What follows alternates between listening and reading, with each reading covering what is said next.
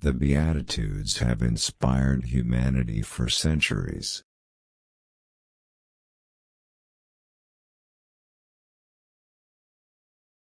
Blessed are the poor in spirit, for theirs is the kingdom of heaven. Blessed are those who mourn, for they will be comforted. Blessed are the meek, for they will inherit the earth.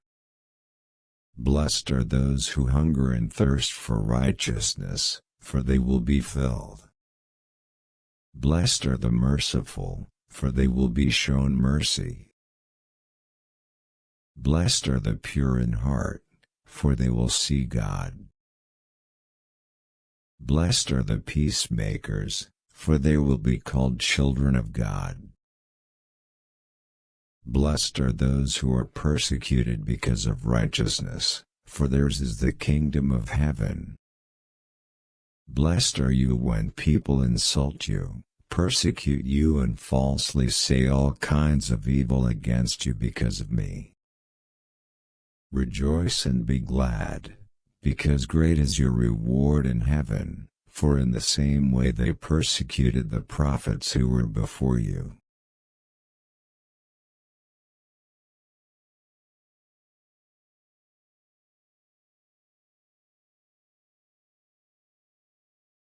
You are the salt of the earth. But if the salt loses its saltiness, how can it be made salty again? It is no longer good for anything, except to be thrown out and trampled underfoot. You are the light of the world. A town built on a hill cannot be hidden. Neither do people light a lamp and put it under a bowl.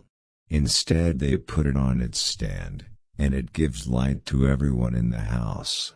In the same way, let your light shine before others, that they may see your good deeds and glorify your Father in heaven.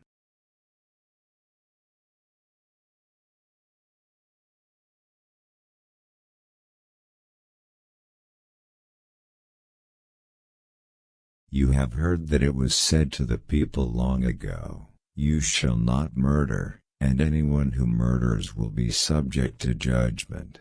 But I tell you that anyone who is angry with a brother or sister will be subject to judgment. Again, anyone who says to a brother or sister, "Raka," is answerable to the court. And anyone who says, "You fool," will be in danger of the fire of hell. Therefore, if you are offering your gift at the altar and there remember that your brother or sister has something against you, leave your gift there in front of the altar.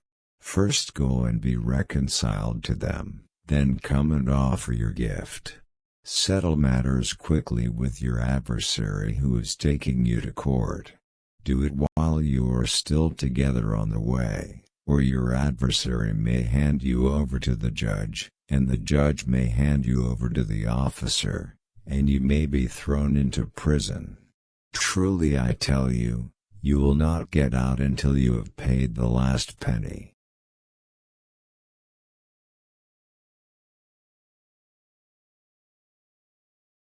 You have heard that it was said, "You shall not commit adultery." But I tell you that anyone who looks at a woman lustfully has already committed adultery with her in his heart. If your right eye causes you to stumble, gouge it out and throw it away. It is better for you to lose one part of your body than for your whole body to be thrown into hell. And if your right hand causes you to stumble, cut it off and throw it away. It is better for you to lose one part of your body than for your whole body to go into hell.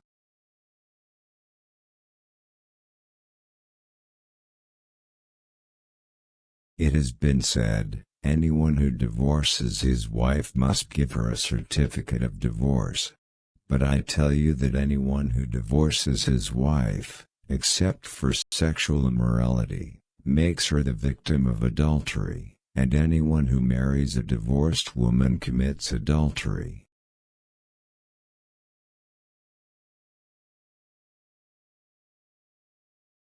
Again, you have heard that it was said to the people long ago, "Do not break your oath, but fulfill to the Lord the vows you have made. But I tell you, do not swear an oath at all, either by heaven, for it is God's throne, or by the earth, for it is his footstool, or by Jerusalem, for it is the city of the great King. And do not swear by your head, for you cannot make even one hair white or black. All you need to say is simply yes or no. Anything beyond this comes from the evil one.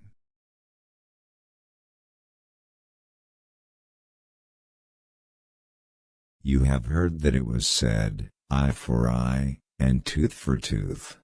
But I tell you, do not resist an evil person. If anyone slaps you on the right cheek, turn to them the other cheek also. And if anyone wants to sue you and take your shirt, hand over your coat as well.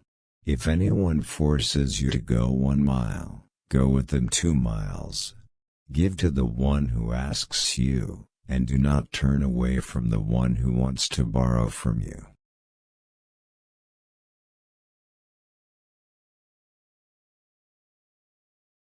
You have heard that it was said, love your neighbor and hate your enemy. But I tell you, love your enemies and pray for those who persecute you, that you may be children of your Father in heaven. He causes his sun to rise on the evil and the good, and sends rain on the righteous and the unrighteous. If you love those who love you, what reward will you get? Are not even the tax collectors doing that? And if you greet only your own people, what are you doing more than others? Do not even pagans do that?